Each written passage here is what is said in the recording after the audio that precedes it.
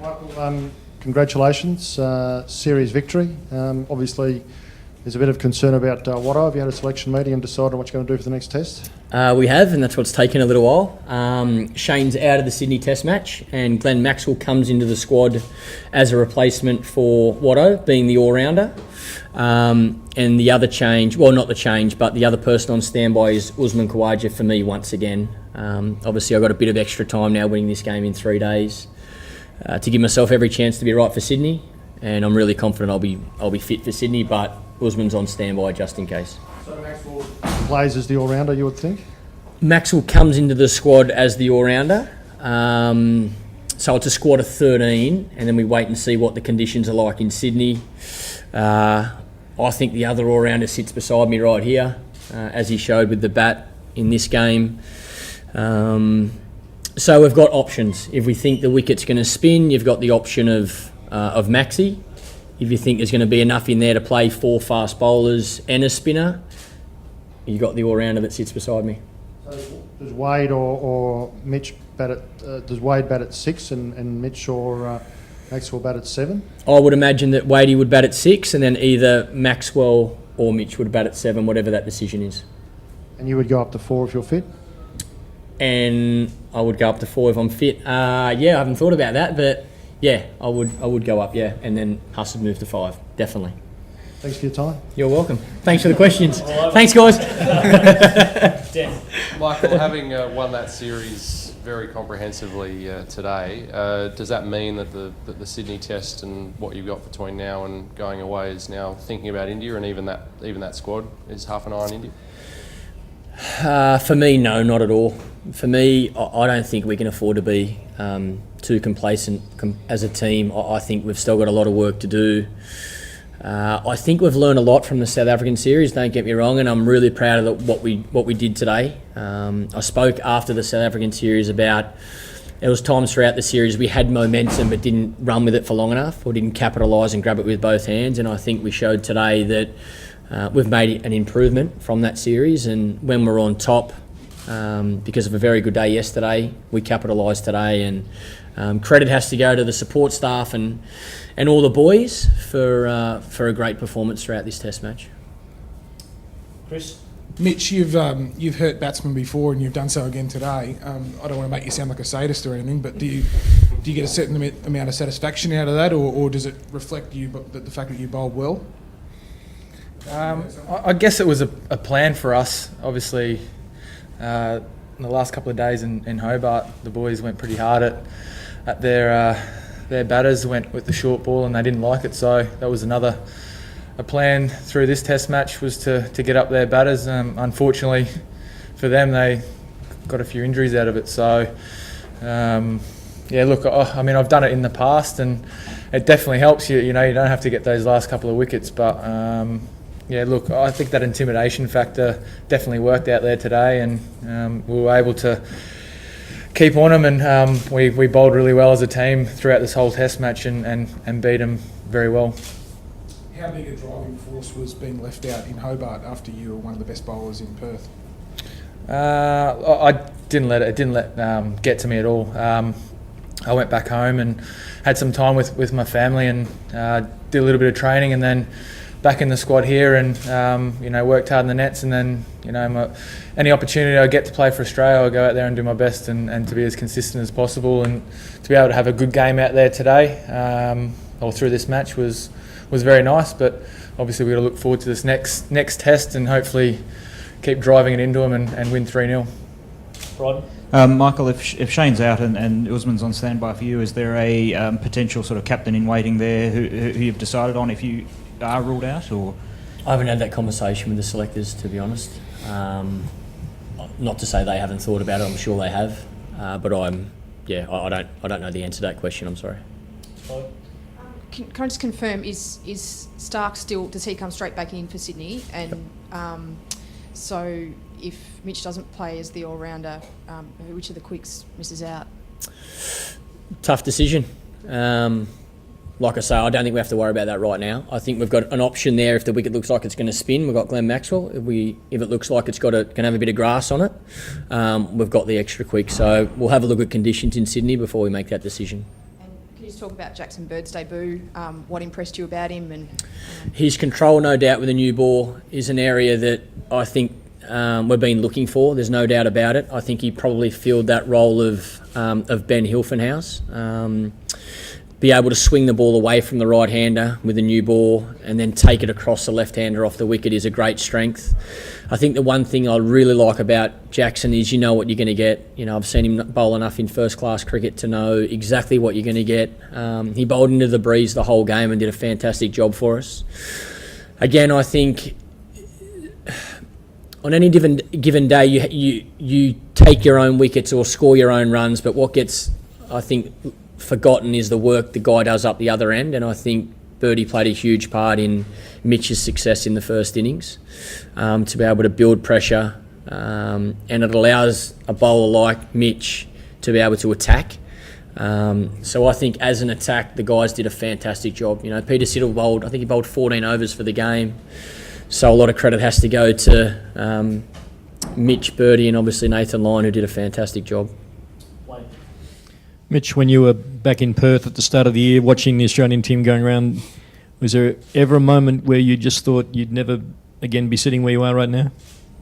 No. I know we've got a lot of young talent out there, and you know, the guys had been playing very well, but I didn't really, to be honest, I hadn't watched a lot of cricket through my injury, so I've always believed in myself, and having the time off, you know, it freshened me up mentally and physically, and I've spoken about this before, but yeah, no, look, I never had any doubts that I could get back to the international level. It was just an opportunity came about, obviously through a couple of injuries, which is unfortunate, but yeah, that's just the way it goes, and look, I'm really enjoying it at the moment, and every chance I get to go out there to perform, you know, I'm going to give it my best.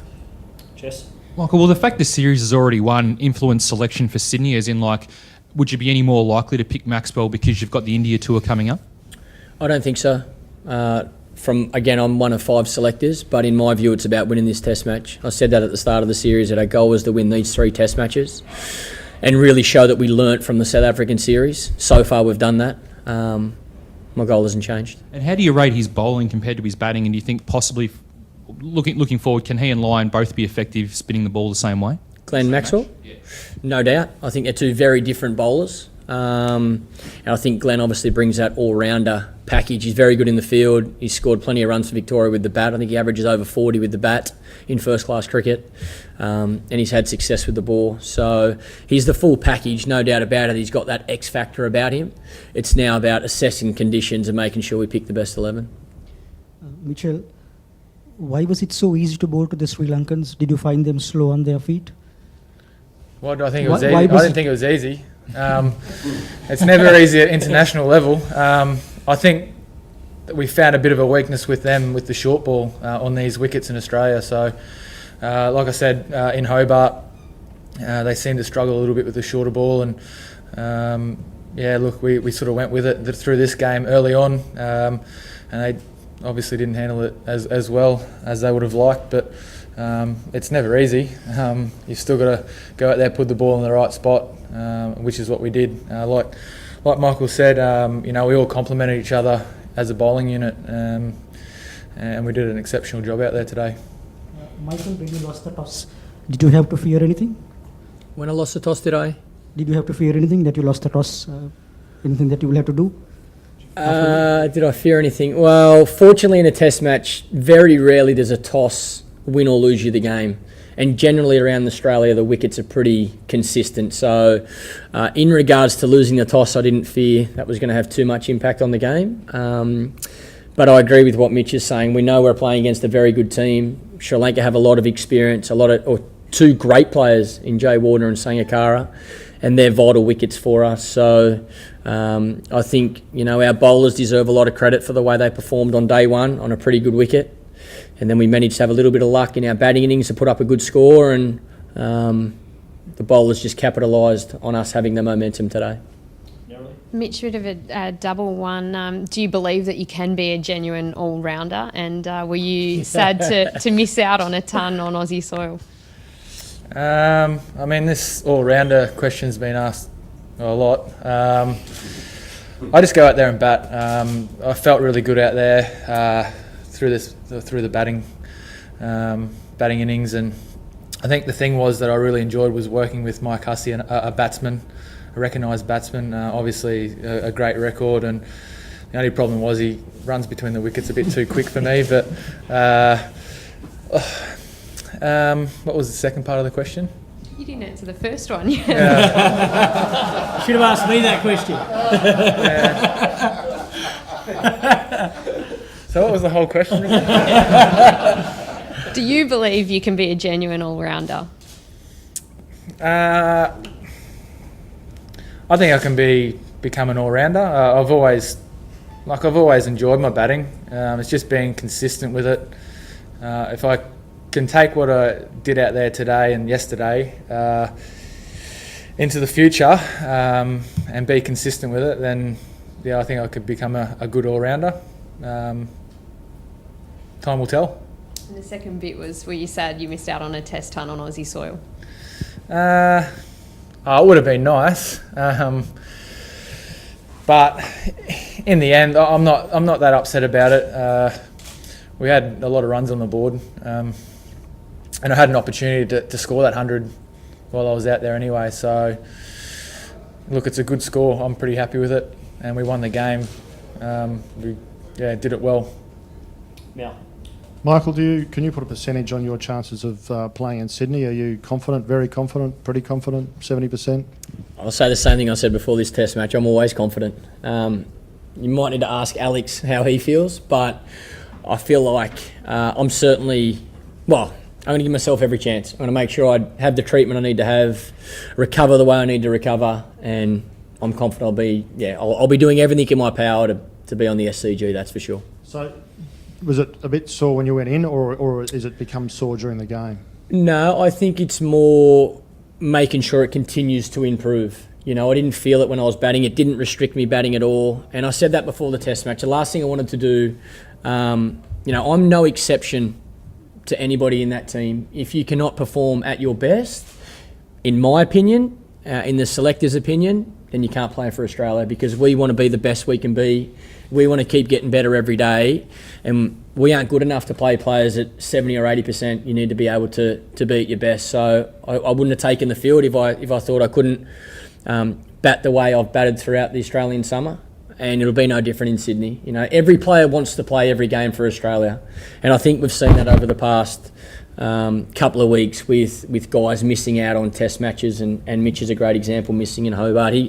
He wants to play as much as anyone, and I wanted to play as much as anyone, but we have to be 100% fit, we have to be at our best, and we have to play the type of cricket we showed today. So what are you feeling right now, and how does it compare with when you came in? I feel great sitting down. It's nice. No, I don't think it's got worse, that's for sure. I just think it's more the thing with, I guess, my injury, it's about how you pull up as well. So yesterday I've batted for a fair bit of time, made 100, so I really need to assess over the next 24, 48 hours how I pull up. Continue with my strength program, continue with my recovery and maintenance work on my hamstring to make sure that I'm, again, 100% right for Sydney. So I think it's more precaution more than anything else. Mitch, sort of besides Prasanna, Joe Wardner and Kumar in this match and Graham Smith a few years ago, can you recall any other batsmen who, after they've faced you have ended up either going off retired, hurt, or not played the next test? No, I don't remember. No, someone asked me in the... Oh, yeah, Callis, yeah. But he came back on. Unfortunately. Yeah. I don't really think I've hit too many blokes. I think the other side that a lot of people don't get to see of Mitch is on the field, he's as aggressive as anybody, but he's the first guy today to walk into the change room, the Sri Lankan change room, and make sure everything's okay with Sangakkara. So, I think a lot of people don't get to see that side, that, he will fight hard, there's no doubt about it, and wants to have success for Australia and help us win. But off the field, he's the first guy to go and make sure, in this instance, Kumar's okay. Yeah. Mitch, you really seem at the moment to be savouring all the moments that you're having out on the field. As you said, you feel refreshed. Is there a bit of a difference in attitude now, being in a structure where there's a lot of fast bowlers around?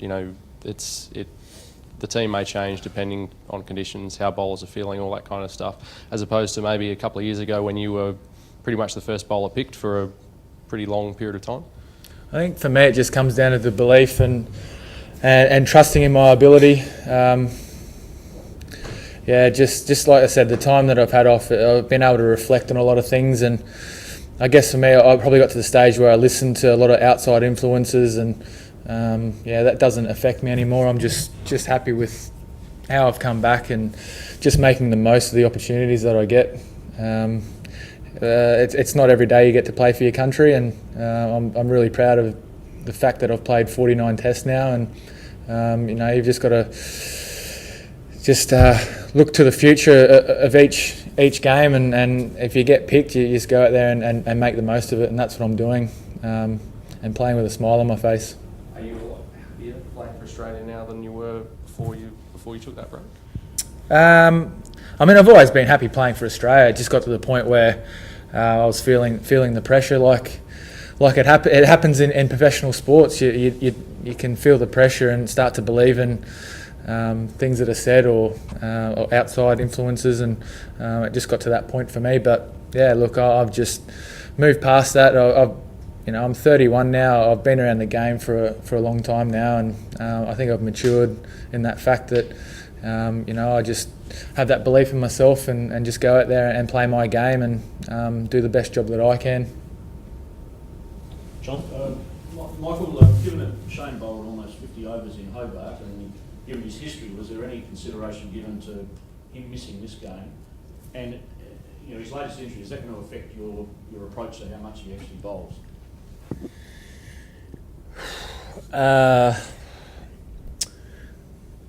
Like I've said for a while, that's really decided by Watto. He wants to be an all-rounder. So at this stage, it's about, if you're an all-rounder, you got to bat and bowl. Unless that changes in his mind, it won't change in mine. And we speak about it often. I think we're very lucky to have such a good player that can do both. He could be in the team as a bowler, he can be in the team as a batter. So we're very lucky there. And unfortunately in Hobart we lost Ben Hilfenhaus, so we really needed his overs. And this test, you never know how many overs he's going to bowl, but in a perfect world, no matter how many runs Sri Lanka scored in both innings, I don't think he would have bowled anywhere near as much as he did in Hobart, considering we had 3 other fast bowlers and Nathan Lyon. So, it's a tough one. It's about, there's certainly times that I try and look after him, especially batting in the top 4, whether it be open or batting at 4 now. I think the closer you get to us having to bat, I try and pull him off and make sure he's got time to freshen up before batting. And that certainly was a factor in moving him down to number 4, that it gave us the opportunity to use him more with the ball and still have time to recover before he walked out to bat. So, in my mind, unless anything's changed with Shane, I still see him as a fantastic all-rounder. Last question, Mark. Michael, you've said Mitch is not a certainty to play in Sydney. He can dominate and did today like very few people in the world can. Yeah. Is it a rod for your back in a selection sense that you can't pick the man of the match for the next test definitively? I think that's life. I can't pick anybody right now. We've got 2 days of training before the first test, so it would be silly to announce an 11 players right now. What I can say is if you perform the way Mitchell Johnson did in this test match, it's going to be very hard to leave him out. There's no doubt about it. And I'll say the same about Mitchell Starc over the past couple of test matches. He's done really well. So it's about assessing where every player's at. It's about trying to pick our best 11 for the Sydney test match, the team that we think can walk out there and win that test. That's my goal. That's my focus, and it always has been. So has Mitch Johnson's performance affected Mitch Starc's selectability? Ask that question, Has Mitchell's performance here affected Starc's certainty to play? Not at all. Mitchell Starc will definitely be playing in Sydney.